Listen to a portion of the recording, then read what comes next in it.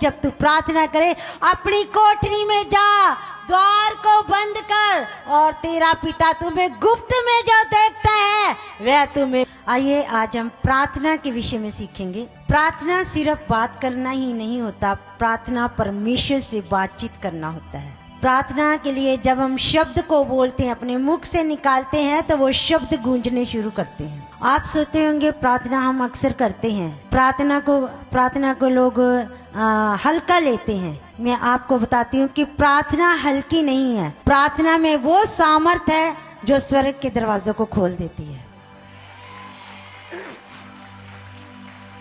प्रार्थना में वो सामर्थ है जो असंभव है उसको संभव कर दिखाती है। प्रार्थना में वो सामर्थ है जब आप निराशा के अंदर होते हो वो आशा बन के खड़ी हो जाती है। तो सचमुच प्रार्थना जो है स्वर्ग के दरवाजे भी खोलती है और पृथ्वी के बंद दरवाजे भी खोल देती है।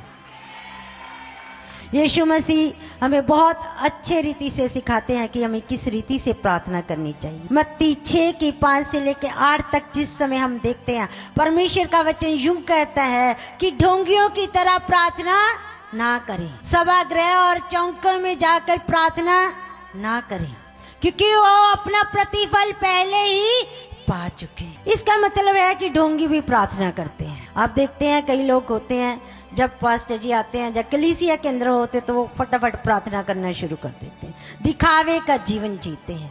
पर परमेश्वर कहता है ढोंगी लोग जो प्रार्थना करते अपना प्रतिफल पा चुके हैं। लेकिन साथ ही परमेश्वर ने कहा जब तू प्रार्थना करे अपनी कोठरी में जा, द्वार को बंद कर और तेरा पिता तुम्हें गुप्त में जो देखता है वह तुम्हें प्रतिफल देगा। नंबर 1 है कि प्रार्थना हमें विश्वास के द्वारा करनी चाहिए। जिस समय हम प्रार्थना करते तो हम पूरे विश्वास के साथ हमें प्रार्थना करनी है और प्रार्थना भलाई के कार्य को उत्पन्न करती है। जब हम प्रार्थना करते हैं, परमेश्वर के सामने प्रार्थना करते हैं तो विश्वास हमारे मनों के अंदर भर जाता है। हमें जब प्रार्थना करनी है विश्वास के साथ प्रार्थना करनी है और संदेह के साथ प्रार्थना नहीं करनी है, क्योंकि परमेश्वर का वचन मत्ती 11:24 परमेश्वर का वचन कहता है मैं तुमसे कहता हूँ कि जब तुम प्रार्थना करो तो विश्वास करो कि तुम्हें मिल गया और तुम्हें मिल जाएगा। Praise the Lord. विश्वास के बिना की गई प्रार्थना सिर्फ शब्द है और विश्वास के साथ की गई प्रार्थना चमत्कार है जो आप लोगों के जीवन में लेकर आती है। नंबर 2, नम्रता और पश्चाताप से भरी हुई प्रार्थना। दूसरा इतिहास 7:14 में लिखा है यदि मेरे लोग जो मेरे कहलाते हैं अपने को दीन करके प्रार्थना करें और अपनी बुरी चाल से फिरे तो परमेश्वर उनकी सुन के उनके पापों को क्षमा करेगा और उनके देश को ज्यों का त्यों कर देगा।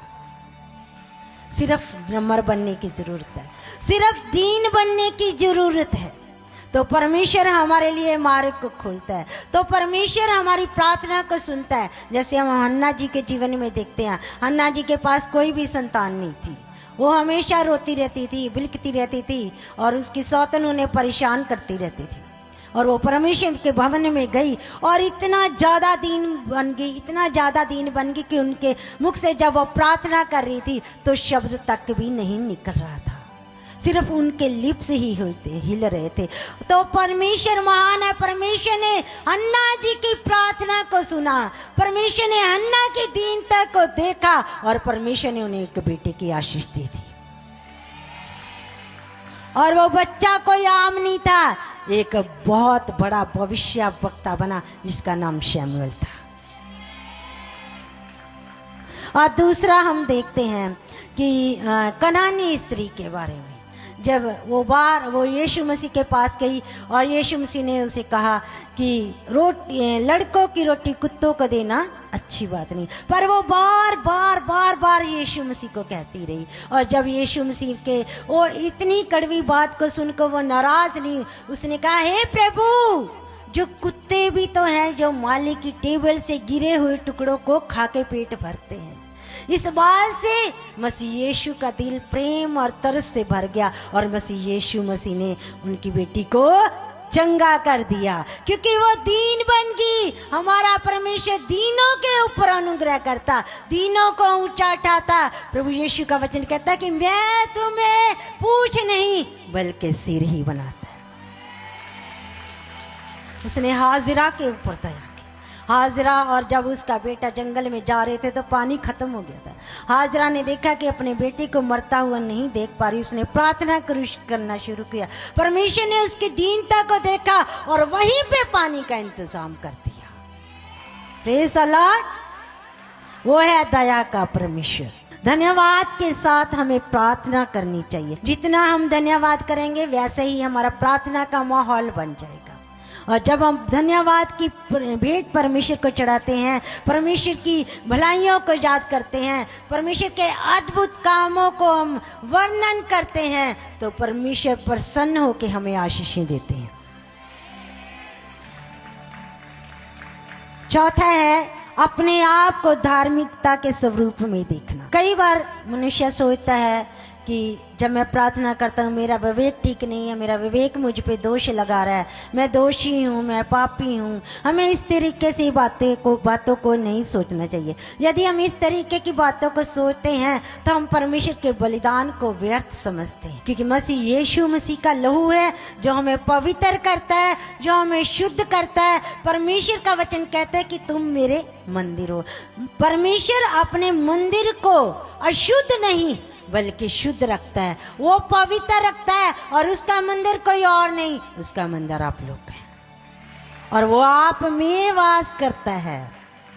हम उसका लहू ही है जो हमें शुद्ध करता है। उसके लहू के बिना हम उसके पवित्र स्थान में एंटर नहीं कर सकते, हम वहाँ नहीं जा सकते। प्रभु यीशु मसीह ने अपना स्थान, जो यीशु मसीह को स्थान मिला था, वो स्थान यीशु मसीह ने हमें दे दिया, क्योंकि हम धर्मी कहलाएंगे, उसके लहू के द्वारा धोए गए, शुद्ध गए, पवित्र कर दिए गए। ये उसकी महान दया। पांचवा है नई वाचा में बने रहना। जब यीशु को क्रूस पर चढ़ाया गया और यीशु को बहुत ही दुख पहुंचाया गया, मारा गया, गाड़ा गया, और उनकी उससे पहले दाढ़ी नोची गई और मुंह पे थूका गया, सिर पर कांटों का ताज रखा, और ये सब कुछ यीशु ने सहा, और लास्ट में मसीह यीशु ने कहा कि पूरा हो गया। जो यीशु मसीह ने करना था, जो पिता ने उनको कहा था, वो सब कुछ उन्होंने पूरा कर दिया।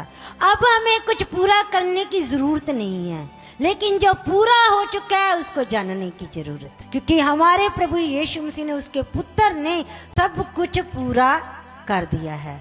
क्योंकि उस समय कोई भी ऐसा बलिदान नहीं था जिसके द्वारा हमारे पापों की क्षमा हो सके, कोई भी पवित्र नहीं था, सिर्फ यीशु मसीह ही एक इकलौता था जो पवित्र था, जिसने अपना बलिदान दिया, और हम सबको आज भी आशीष मिल रही है। छठा है कि उस बात को अपने में ग्रहण कर लेना जो विश्वास से हमें अनुग्रह से मिला है। हम बहुत सी बातों के लिए जब प्रार्थना करते हैं, जब हम प्रार्थना करते हैं तो उसको विश्वास के साथ रिसीव करना, ग्रहण करना, क्योंकि वो हमें परमेश्वर के अनुग्रह के द्वारा हमें प्राप्त हो चुकी है। क्योंकि मसीह यीशु मसीह ने सब कुछ पूरा कर दिया, सारी बीमारियों को अपने ऊपर ले लिया, सारे रोगों को अपने ऊपर ले लिया, हमारे सारे कष्टों को अपने ऊपर ले लिया, सारी परेशानियां, चिंताओं को अपने ऊपर ले लिया, और ताकि आज हम आजाद हो सके, ताकि आज हम चंगे हो सके, ताकि आशीषों को प्राप्त कर सके।